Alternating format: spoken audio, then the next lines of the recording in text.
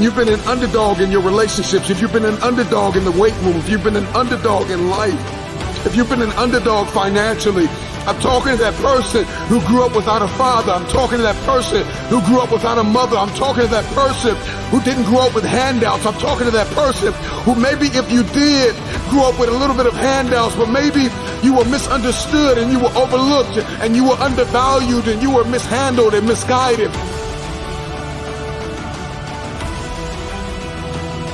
And the underdog is an individual who refuses to live in the dark. They refuse to remain in obscurity. They refuse to live in stress and overwhelm and anxiety. They are somebody who is tired. Like when you come to the end of yourself, you got to get tired. Like you have to get tired. Something inside of you that's just snapped. You got to get tired of being broke.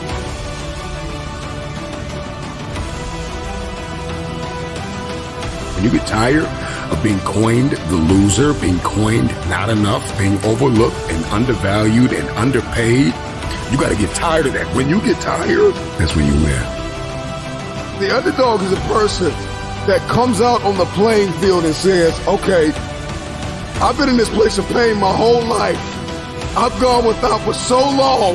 This is the day you make up in your mind where I will take the throne. If you came from a place where you had nothing, that's everything that you need.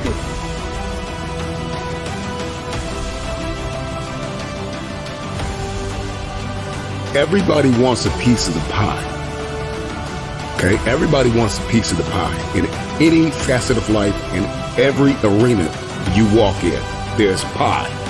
And the thing is that pie doesn't get any bigger. The pie never gets any bigger.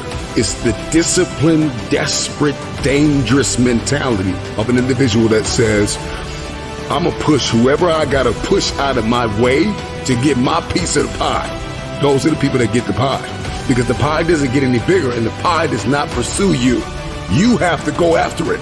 So whatever it is that you're going after, whatever it is you feel as though you've been destined to do, are you willing to push whoever, whatever, out of your way to get your piece of the pie?